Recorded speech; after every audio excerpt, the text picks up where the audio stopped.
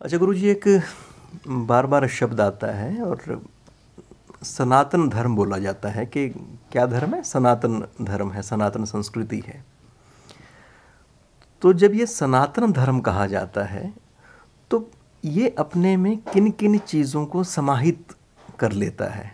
इसका क्या अर्थ है? इसके क्या डायमेंशंस हैं? सनातन का शब्द जो है उसका शाब्दिक अर्थ है कंटिन्यूअस, संतति, जिसका ना ये पता कहाँ से शुरू हुआ और ना ये पता कब एंड होगा, वो सनातन है। निरंतर चलने वाली चीज़ सनातन कहलाती है। कितना पुराना है? कहते जितनी पुरानी आप सोच सकते हैं। आप 1 लाख तक का सोच सकते हैं तो 1 लाख साल पुराना है, क्योंकि इसका कहीं बिगने है ही नहीं। सनातन का मतलब जब से चलनी हुई है, दुनिया चलनी शुरू हुई है। अगर आप दुनिया की भौतिक चीज़ों को छोड़ दो कि जी भौतिक चीज़ें चलती नहीं है तो ऐसे ही हैं, तो जब से चिंतन शुरू हुआ है आदमी का, आदमी ने सोचना शुरू किया है, तो जिस दिन से आदमी ने सोचना शुरू किया है उस दिन से आदमी ने अपने लिए कुछ नियम बनाए हैं। और उन नियमों को आदमी ने क्या किया कि सबसे पहले जब नियम बनाए तो उसने कहा कि मेरा प्रकृति के साथ,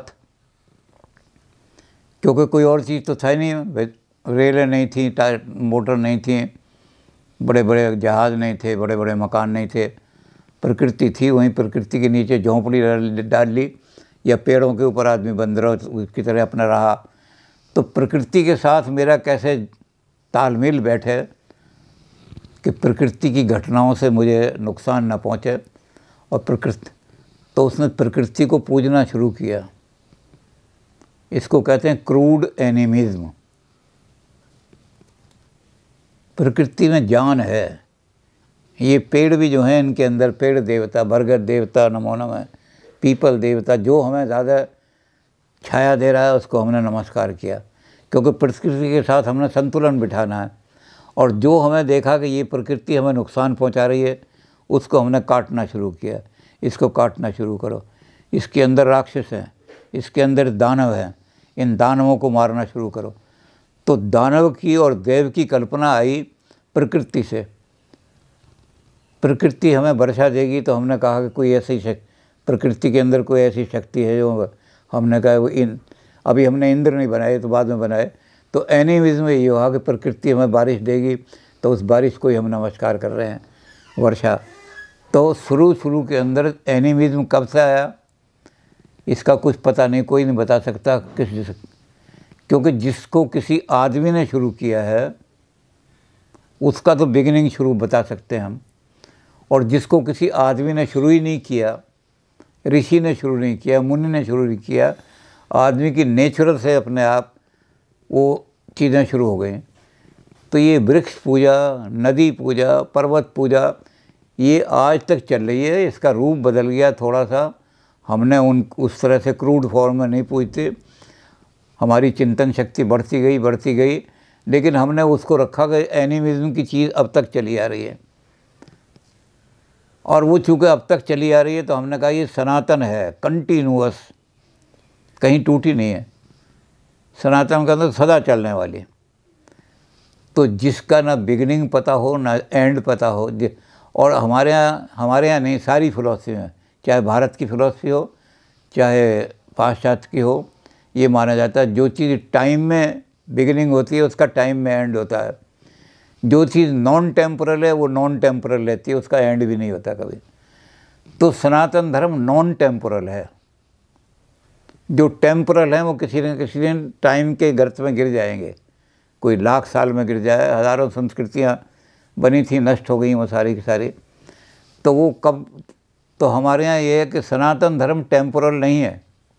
कोई टाइम नहीं बता सकता कि किस दिन आदमी ने पेड़ को पूजना शुरू किया।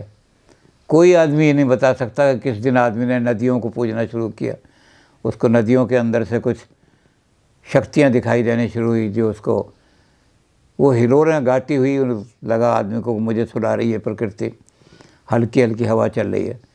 तो ये क्रूड एनिमिज्म भी सनातन धर्म का हिस्सा है। सनातन धर्म सर्व समावेश, जितना आदमी का थिंकिंग आता गया, उस थिंकिंग से आदमी ने फिर जो नेचुरल फोर्सेस थी उनको देवता बनाना शुरू कर दिया।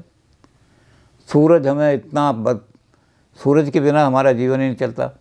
तो पहले हम सूरज को एक नेचुरल फोर्स समझ कर फिर हमने सूरज को एक देवता बना लिया, और देवता बना लिया तो हमने फिर उसके मंत्र पढ़ने शुरू किए कि सूरज क्या है, हिरण्यगर्भ है, ओम हिरण्यगर्भासम वर्तताग्रे, या और तरह की हमने इसी तरह के इंद्र वगैरह के मंत्र बना लिए।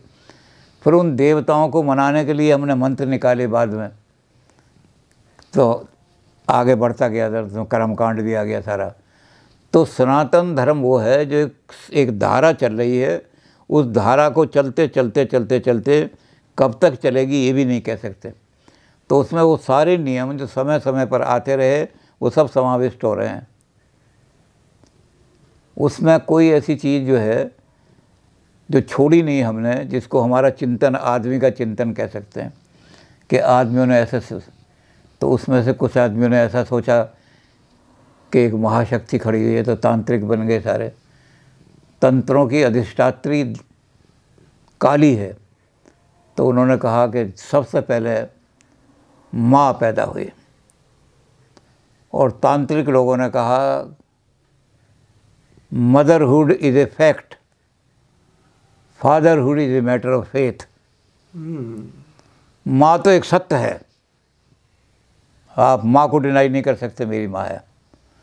और फादर तो फेथ है, अगर माँ पर फेथ है आपका, अगर आप ये समझते हो कि माँ कह रही है ये तेरा बाप है, तो मान लो।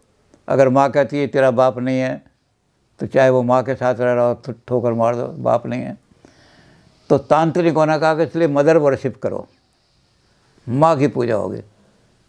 और इसलिए सबसे पहले उन्होंने कहा कि आदि शक्ति माँ है, उसे सारी सृष्टि पैदा हुई। और वेदांती आए, उन्होंने कहा आदि शक्ति ना माँ है ना बाप है, न्यूट्रल है वो तो, इसलिए उसके ना ही लिख सकते हैं उसको, ना शी लिख सकते हैं, क्योंकि नोबडी नोज कि वो कौन थी। इन्होंने सवाल किया, कहा न करे अबला प्रबल, कहा न समुद्र समाए, कहा न पावक में जरे, कहा काल नहीं खाए। तुलसीदास जी ने कहा कि ये इस बात का मेरा उत्तर दो। अबला जो है, जिसको तुम अबला बयान करते हो, वो क्या नहीं कर सकती, जिसको देवता भी नहीं हरा सके थे देवासुर संग्राम में, उसको एक रात में मार दिया इसने, इतने चक्रवर्ती राजा को। तो महिला इतनी शक्तिशाली है, क्या नहीं कर सकती महिला। और काना समुद्र समाए, कौन सी चीज़ ऐसी है जो समुद्र के अंदर नहीं समा सकते। और कहा ना पावक में जरा, अग्नि में कौन सी चीज़ें नहीं जलती, और कौन सी चीज़ ऐसी जो काल नहीं खाया। तो उनके जो साथी थे गंग कवि, उन्होंने उनको कहा एक काम नहीं कर सकती अबला, क्या सुत ना जने अबला प्रबल। स्त्री कितनी बलवान हो जाए लेकिन सुत नहीं पैदा कर सकती, बच्चा नहीं पैदा कर सकती। तो जगत जननी जगदम्बा जिसको तुम मानते हो आदि शक्ति, उसने पुरुष के बिना कैसे पैदा कर दी सृष्टि। पुरुष के बिना सृष्टि हो ही नहीं सकती। तो उन्होंने कहा पहले पुरुष मानोगे या पहले आदि शक्ति को मानोगे। तो उन्होंने कहा हम किसी को, हमें पता नहीं कौन पहले था। तो इसलिए हमारे यहाँ भगवान के लिए ना तो ही लिखा जाता है न शी लिखा जाता है। हमारे यहाँ संस्कृत में भगवान के लिए तत् लिखा जाता है, दैट। अब दैट मैस्कुलिन है या दैट फेमिनिन है, कुछ पता नहीं। तो सनातन धर्म ने कहा कि पता नहीं क्या चीज़ है हमारी, सनातन चली आ रही है। तो सनातन का मतलब है जो चीज़ निरंतर चली आ रही है। सनातन शब्द का मतलब ये है जो चीज़ चल रही है, जो इन प्रोसेस है। तो जो प्रोसेस है वो सनातन धर्म है, उसको किसी आदमी ने क्रिएट नहीं किया, कोई सनातन धर्म का। इसलिए सनातन धर्म की कोई किताब भी नहीं है। आप वेद निकाल दो सारे के सारे, तो बहुत सारे आदमी ऐसे हैं जो वेद को निकाल दिया, जिन्होंने पुराणों को मानने लगे। वो उन्होंने वेद को निकाल दिया, त्रिपिटक को मानने लगे वो। तो वेद निकाल दो तब भी सनातन धर्म रहेगा, आप त्रिपिटक और रामायण निकाल दो तब भी सनातन रहेगा, महाभारत रहेगी। तो कोई एक किताब भी नहीं है सनातन धर्म की, सारी किताबें सनातन धर्म में समाविष्ट हैं। कोई सी भी किताब उठा लो, तंत्र हैं, 400 तंत्र हैं। उसमें आपको कहेंगे मैं तो कुलारण पढ़ना चाहता हूँ, उनने कहा मैं तो तंत्रालोक पढ़ना चाहता हूँ, पढ़ लो, ये पढ़ लो। तो सनातन धर्म की कोई एक किताब भी नहीं है, कोई एक सनातन धर्म का चलाने वाला भी नहीं है, कोई सनातन धर्म बस ये है कि आते रहो, समय अनुकूल व्याख्या करते रहो, जिस चीज़ से समाज में गड़बड़ी पड़ रही है उसको छोड़ते जाओ और नई चीज़ें चलते जाओ, लेते जाओ सारे के सारे। तो ये नदी कब तक चलेगी, क्योंकि जो टाइम में पैदा नहीं हुआ वो टाइम में समाप्त भी नहीं होगा। जो नॉन टेम्पोरल है उस पर टाइम की कंडीशन लगी नहीं सकती जी। तो ये सनातन धर्म है। तो इसका मतलब गुरुजी ये माना जा सकता है कि जो हमारे यहाँ पर जो इंक्लूसिवनेस रही है जो धर्म की, अपने में सर्व समाहित करने की, तो उसी से फिर ये सनातन बन जाता है और उसी में ही इसकी जो जीवन शक्ति है वो वास करती है। बिल्कुल, एक्सक्लूजन नहीं है। बिल्कुल, ये एक्सक्लूसिव। जब वहाँ खड़े हुए थे विवेकानंद अमेरिका में, तो उन्होंने पहला ये शब्द किया था, उन्होंने कहा कि आपके धर्म एक्सक्लूसिव हैं, सिर्फ यही, ये एक्सक्लूसिव। हमारे यहाँ अंग्रेज़ी का जो एक्सक्लूसिव शब्द है उसके लिए संस्कृत में कोई पर्यायवाची है ही नहीं, पहला ही उन्होंने कहा। इसलिए हमारा धर्म जो है वो धर्म है, तुम्हारे पंथ हैं, तुम्हारे सब पंथ हैं क्योंकि एक्सक्लूसिव हैं। ये रास्ता दिखाया है, ये रास्ता दिखाया है। किसने दिखाया उस आदमी का नाम भी बता दें। अगर उस रिलीजन में से उस आदमी का नाम निकाल दो तो रिलीजन ही ख़त्म हो जाएगा, और हमारे यहाँ से किसी का भी नाम निकाल दो, सनातन धर्म ख़त्म नहीं होगा।